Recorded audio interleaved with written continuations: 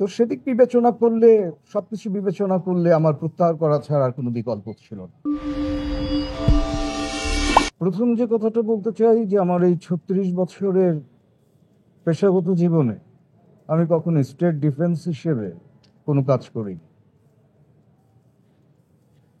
তো সেখানে state defence হিসেবে কোর্ট আমাকে নিয়োগ করাতে আমি এটাকে সম্মানিত হিসেবে দেখেছি যে আমাকে সম্মানিত করা হয়েছে।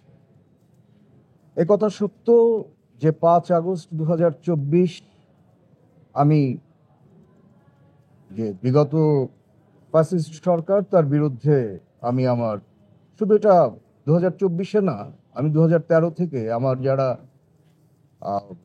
ফেসবুক ফ্রেন্ড আছেন দেখতে পারবেন যে আমি ২০১৩ থেকে নিয়মিত আমি যা অসঙ্গতি, সরকারের যে সমস্ত অসঙ্গতি ছিল এইসব নিয়ে আমি পোস্ট দিয়েছি এবং অনেক অনেক কবিতা লিখেছি। আমি একজন কবিও।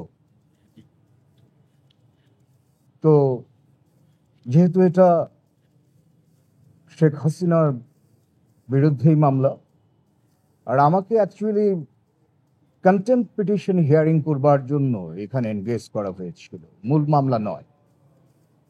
তো কন্টেম্পট পিটিশন এটা হিয়ারিং করবার জন্য আমি প্রস্তুতি নিয়ে এসেছিলাম, যেহেতু কোর্ট থেকে এটা প্রশ্নটা উত্থাপিত হয় যে কনফ্লিক্ট অফ ইন্টারেস্টের কথা। সে বিবেচনা করে, এথিক্যাল দিক বিবেচনা করে আজকে আমাকে প্রত্যাহার করেছি। আসলে কনফ্লিক্ট অফ ইন্টারেস্টের কথা যখন এসছে, আসলে সততার প্রশ্ন আছে, আমি সততা নিয়ে মামলা করি। যদি এই হিয়ারিংটা করা যেত তাহলে হয়তো আমার আজকের যিনি ক্লায়েন্ট তার সপক্ষেই আমি আমার সমস্ত সাবমিশন আমি রাখতাম।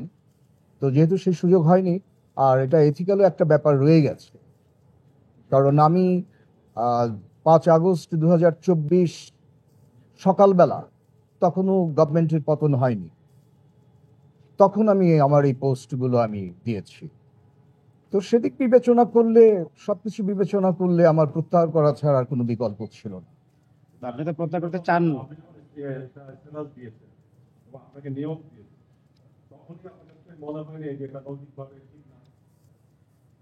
আসলে প্রতিটি মামলা আমাদের কাছে আসলে একটা ভিন্ন ধরনের একটা আবেগ থাকে।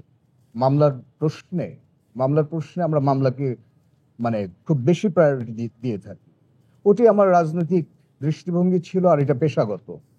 আমি আমার দিক থেকে আসলে কনফ্লিক্ট অফ ইন্টারেস্ট দেখি না। আর সবচেয়ে বড় ব্যাপার হচ্ছে এই জিনিসটা প্রমাণ করবার একটা সুযোগ আমার ছিল। আজকে হিয়ারিংটা হলে এটা প্রমাণ করবার সুযোগ ছিল যে আমি আইনজীবী হিসেবে কতটা ক্লায়েন্টের স্বার্থ সংরক্ষণ করি। এটা সুযোগ ছিল। কি বলবো, মানে আপনি প্রত্যাহার করলেন, সরিয়ে দিল, আপনি সবকিছু না, আমি সরিয়ে দিল এই কথাটার সঙ্গে আমি একমত হব না। এটা হব না, কারণ কোর্টের স্বচ্ছতা সবার আগে দেখতে হবে। ভাই, আমরা যতটুকু জানি আপনি গত 3 দিন এই মামলা শুনানির জন্য প্রস্তুতি নিয়েছিলেন এবং আপনি আজকে প্রস্তুত ছিলেন।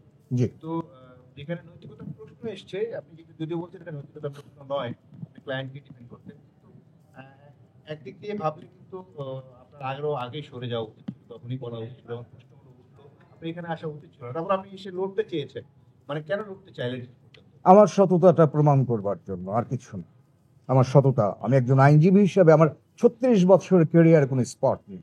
আজকের এই পুরো ঘটনার ভেতর দিয়ে আমি খুব বেশি মানে আমাকে বলতেই পারি যে আমি একটু এম্বারাসিং একটা সিচুয়েশনের ভিতরে পড়ছি কিছুটা।